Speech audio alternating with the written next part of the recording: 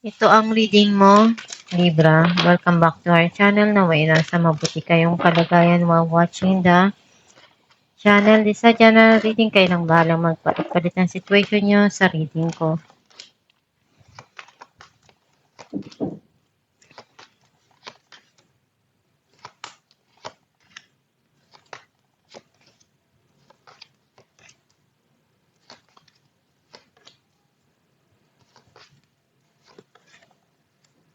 At the bottom of the deck, 7 of Cups. I feel like ang nasa-sense ko na energy mo, nakita ko na marami kang choices, maraming dumarating sa buhay mo na opportunity, pero hindi ka pa makapag-desisyon right now, naguguluhan ka pa.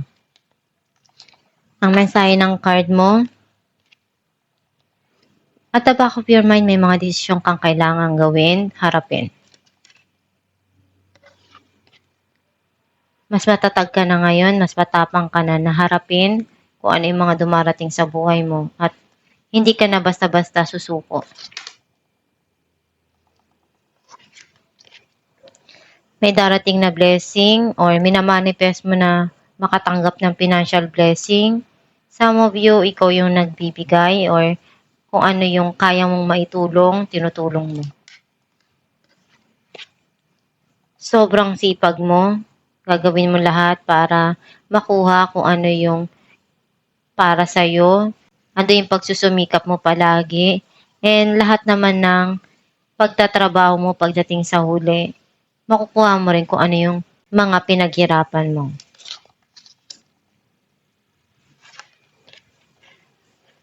Very passionate kang tao. And kapag may gusto ka, binubuhos mo lagi kung ano yung makakaya mo doon. Some of you, may tao na darating sa buhay mo at ipapakita yung kanyang affection towards you. Pinupunuan mo palagi kung ano yung pagkukulang sa bawat relasyon or bawat situation na dumarating sa buhay mo. Kung ano yung kulang doon, ikaw na yung magpupuno. Kung ano yung pagmamahal na kaya mo, ibibigay mo. Some of you, andun yung pagmamahala ng dalawang tao na binibigay kung ano yung kaya nila sa isa't isa.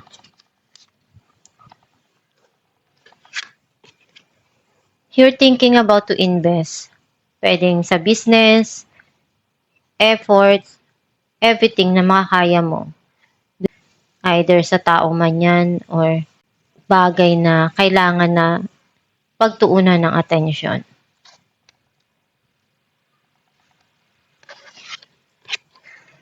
Unti-unti ka nang naghihil, nagiging okay ka na. Very spiritual ka and passionate. Kapag may gusto ka, gagawin mo lahat ng makakaya mo para maabot mo yung mga pangarap mo. Clarify natin the moon. 10 of Swords and 8 of Pentacles. You feel betrayed by someone. Nagkaroon ng end dun sa situation na yon kasi na-burnout ka na. And you keep it to yourself. Kung ano yung nangyari na yon. Ayaw mo nang isipin pa. And mas ngayon gusto mong bigyan ng attention yung trabaho mo. Mag-focus dun para mapaunlad. Clarify natin ang Ace of Pentacles. Queen of Wands and Three of Swords. Andun yung sobra kang nasaktan, nalungkot. Pero nag-heal na yon. Naging okay ka na. Alam mo na kung ano yung kailangan mong gawin. And minamanifest mo ngayon kung ano yung gusto mo. Clarify natin ang Knight of Wands. King of Pentacles and Two of Wands. Itong tao na to, pinag-iisipan niya mabuti kung ano yung paraan na gagawin niya para maipakita niya sa'yo yung passion niya and kung ano yung kaya niyang maibigay sa'yo. Marami siyang plano na gustong gawin para sa kinabukasan mo. Clarify natin ang Queen of Pentacles. Two of Cups and the World. Minamanifest mo na magkaroon ng pagbabago doon sa sitwasyon na yon. And May gusto ka dito na ibigay or maglaan ng panahon, oras dun sa taong mahal mo at punuan kung ano yung pagkukulang at maibigay kung ano yung nararapat dun. Clarify natin strength. Page of Pentacles and King of Swords. May mga plano kang gawin para sa career mo or sa financial mo. Marami kang pinagdaanan sa buhay at ngayon alam mo na kung ano yung dapat mong gawin na desisyon. Clarify natin ang 8 of Pentacles, 3 of Wands and 7 of Wands. Meron ditong travel na darating, some of you. Nakita ko na andun yung mga desisyon na kailangan mong pagtuunan at bigyan ng atensyon, lalo na sa financial mo na mapalago mo. Pinagdarasal mo palagi yon na makuha kung ano yung pinapangarap mo. Clarify natin ang 2 of Cups, King of Wands and 7 of Cups.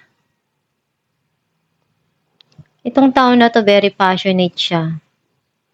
Marami opportunity na binibigay sa kanya. And andun yung ikaw yung isa sa nagbibigay sa kanya ng inspirasyon. Andun yung puso niya. And gusto niyang ibigay at punuan kung ano yung pagkukulang niya. Maibigay yung pagmamahal niya sa'yo. Some of you, nakita ko na may mga opportunity na binibigay sa'yo at gagawin mo lahat ng kaya mo para maibigay kung ano yung sa tingin mo kailangan doon sa sitwasyon. Clarify natin ang Queen of Wands,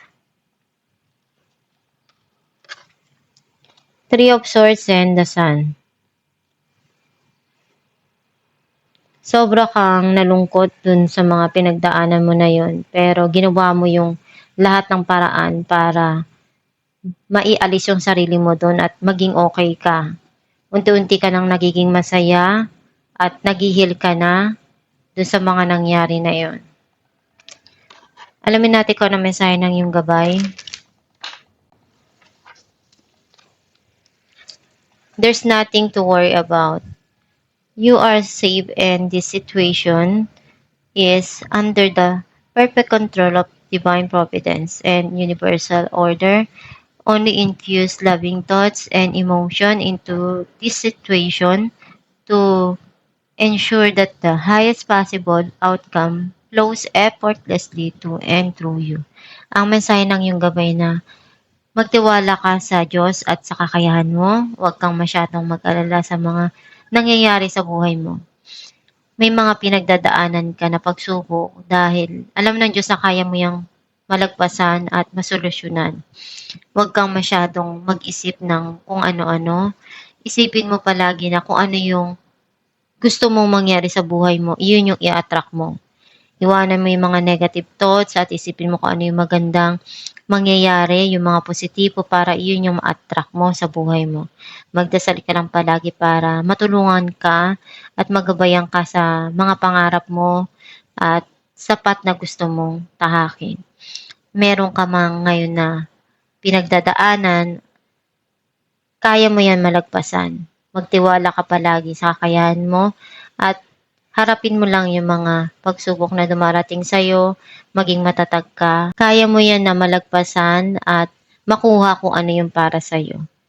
And kung ano man yung nangyayari ngayon sa buhay mo, may rason yan kung bakit binigay sa'yo dahil alam ng Diyos na patatatagin ka ng mga pagsubok na dumarating at kaya mong solusyonan kung ano yung meron ngayon sa buhay mo na pinagdadaanan mo. Maging matapang ka na harapin kung ano yung mga pagsubok na binibigay sa'yo. And gawin mo lang palagi yung best mo para malagpasan at makuha mo kung ano yung para sa'yo at matupad mo yung mga pangarap mo. Maging matapang ka lang palagi at isipin mo na you are blessed pa rin kahit ano yung pinagdadaanan mo. Maging positibo sa pananaw sa buhay para maabot mo yung mga pangarap mo sa buhay. At itong yung reading Libra, kung nakaresonate ka, kindly comment down below. Thank you for watching.